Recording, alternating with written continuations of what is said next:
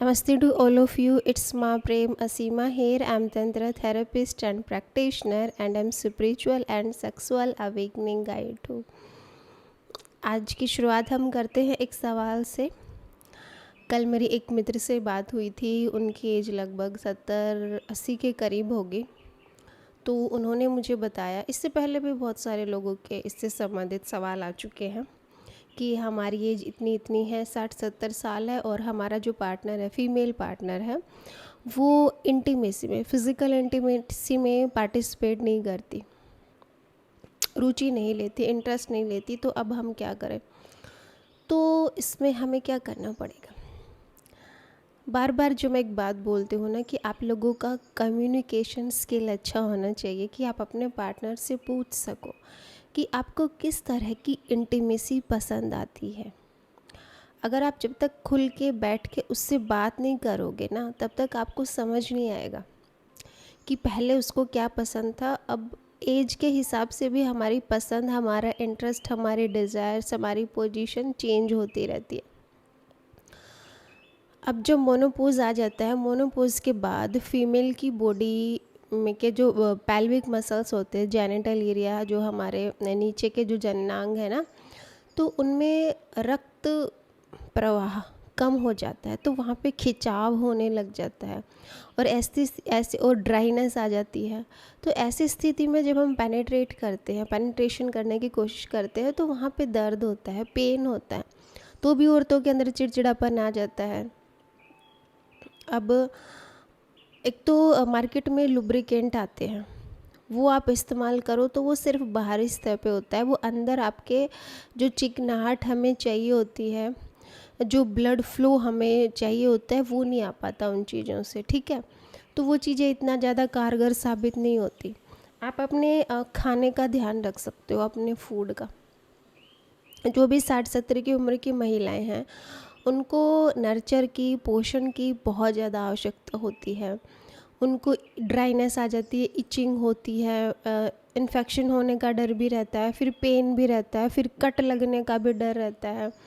तो अगर ऐसे लोग जो 60-70 साल के हैं, मोनोपोज उनका आ चुका है और उनके पार्टनर के साथ आनाकानी है फिज़िकल इंटीमेसी में, तो उनको अपनी डाइट पे ध्यान देना चाहिए। सबसे पहले जो आप लोगों के घरों में ही है, दवाइयाँ भले ना लो, चुकंदर, बीट रूट आप डेली खाओ रात को, या फिर सॉरी सुबह नाश्ते में ले सकते हो, काट के ऐसे खा सकते हो, नमक छिड़क के, या उसका जूस बना के पी सकते हो। तो उससे आपका जो ब्लड फ्लो है ना, रक्त प्रवाह है, वो अच्छे से फैलेगा शरीर में, जेनिटल एरिया में भी, पेल्विक मसल्स में।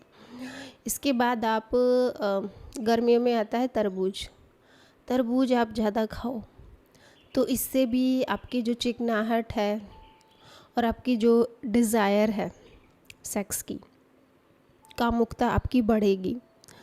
तीसरा है, आप इसकी स्मूदी बना के भी पी सकते हो, जो इसका वाइट वाला पार्ट होता है और जो रेड, मिक्स करके स्मूदी बना के भी पी सकते हो। तीसरा, कद्दू के बीज डेली 1 चम्मच खाओ, तो इससे भी आपकी सेक्सुअल डिज़ायर बढ़ती है। आपकी जो एरोटिक पावर है, जो आपका अराउजल है, कामुक होने की क्षमता आपकी बढ़ती है। तो ये 3-4 चीज़ें करो। और दूसरा ये कि जिस तरह से आप पहले सेक्स करते थे अपने पार्टनर के साथ, अब हो सकता है वो चीज़ें इनको पसंद ना आए। जैसे अक्सर पुरुषों की हैबिट होती है कि एकदम से छीना झपटी करते हैं ब्रेस्ट पे, निपल्स पे, उनको कचोटते हैं। बड़ी एज के बाद ये चीज़ें ना मतलब चिड़चिड़ाहट पैदा करती हैं। तो बहुत ज़्यादा ब्रेस्ट को प्रेस मत करो, निपल्स को मत दबाओ। क्लाइटोरियस पे जो वार होता है, तो क्लाइटोरियस पे वार मत करो। एनल सेक्स करने की कुछ लोग कोशिश करते हैं, वहाँ पर छेड़खानी करते हैं, तो वो भी इस उम्र की औरतों को पसंद नहीं आते। तो उनकी चाह बदल जाती है। तो बैठ के उनको बात करो कि क्या क्या करने से तुम्हें अराउजल फील होता है, मतलब कामुकता तुम्हारी बढ़ती है, कहाँ छेड़ने से तुम्हें सहज लगता है, कहाँ तुम्हें प्लेजर मिलता है।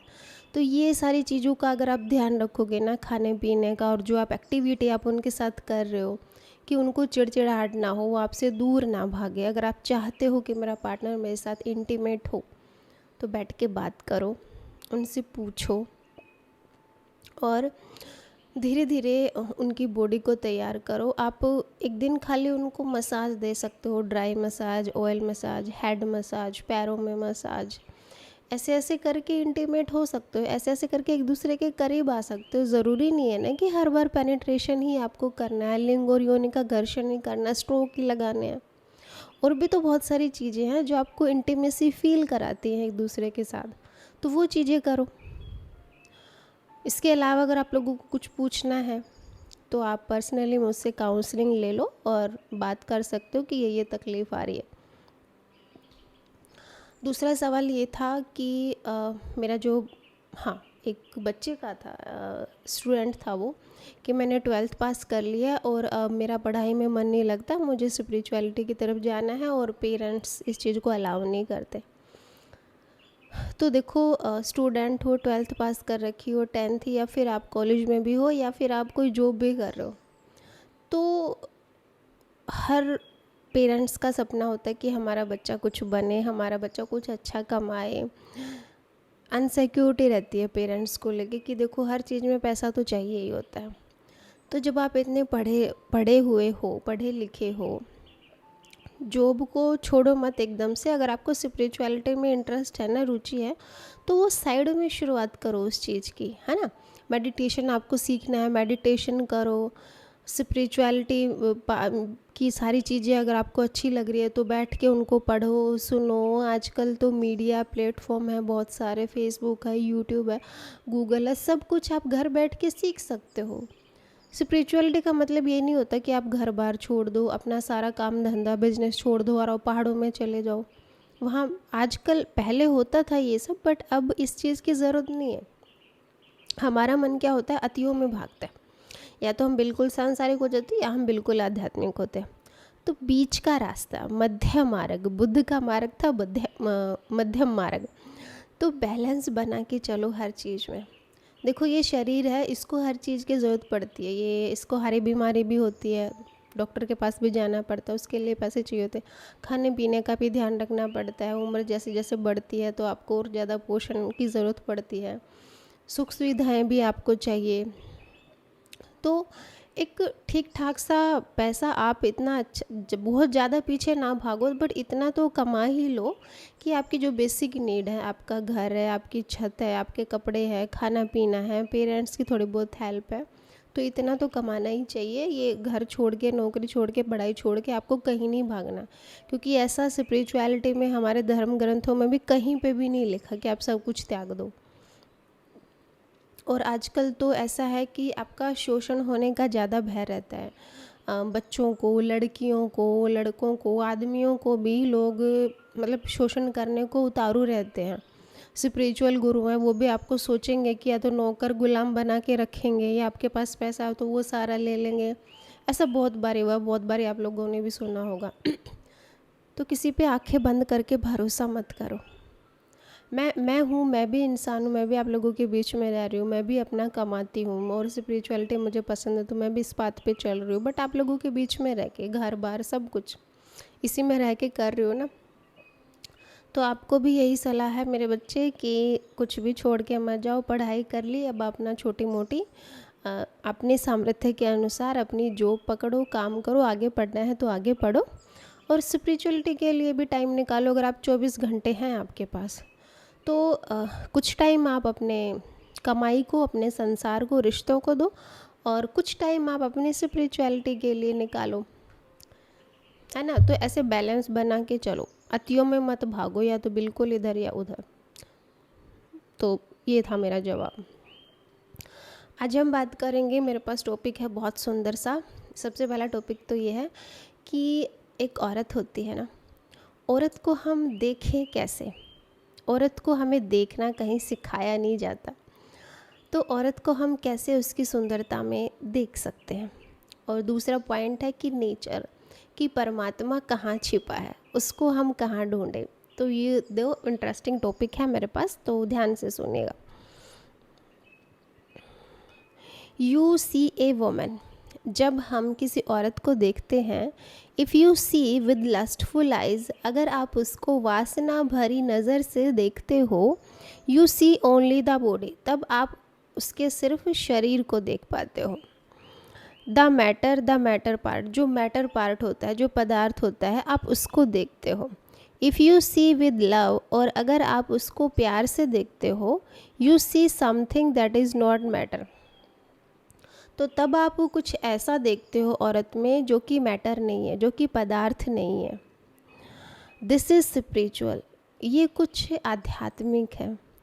And if you see a woman with prayer, और अगर आप किसी औरत को प्रार्थना के साथ देखते हो, प्रार्थना के भाव से देखते हो, then you see something absolutely divine, तब आप उसमें कुछ ऐसा देखते हो जो कि एब्सोल्यूट है, जो कि पूरा है, जो कि पूरा डिवाइन है, पूरा दिव्य है।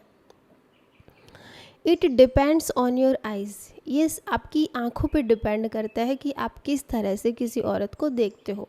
With lustful eyes you see only the body part of the woman, अगर आप वासना भरी नज़र से किसी को देखते हो तो आप सिर्फ उसके बॉडी को देख पाओगे, उसके शरीर को देख पाओगे। With loveful eyes you see the spiritual part of the woman, और अगर आप अगर आप प्यार भरी नज़र से देखते हो, प्रेम भरी दृष्टि से देखते हो, तो फिर आप आध्यात्मिक पार्ट उसमें देख पाओगे। With prayerful eyes you see the divine, और अगर आप प्रार्थनापूर्ण ढंग से किसी स्त्री को देखते हो तो आप उसमें डिवाइन देख पाओगे, कुछ दिव्य देख पाओगे, गॉड हिमसेल्फ, तब आप स्वयं परमात्मा को उसमें देख पाओगे।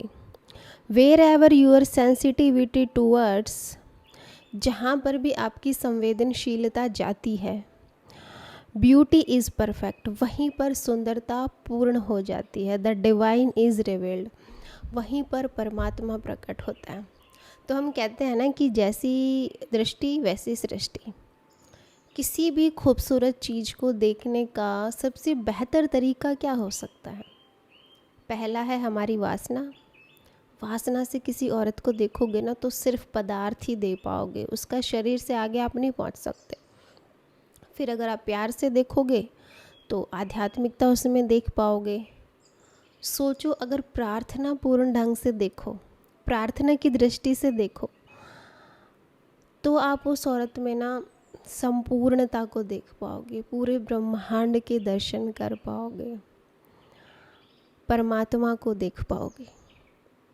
तो आप मुझे कमेंट बॉक्स में बताइए कि आप किस तरह से किसी औरत को जीना चाहते हो, किसी औरत को देखना पसंद करोगे। उम्मीद करती हूँ अगर आपको ये भाव छुए होंगे तो ज़रूर हर व्यक्ति औरत को प्रार्थना पूर्ण ढंग से देखने की कोशिश करेगा। परमात्मा ही ढूंढता है हर व्यक्ति दूसरे व्यक्ति में। अब बात करते हैं परमात्मा की, नेचर की। I have never seen you show any appreciation of nature.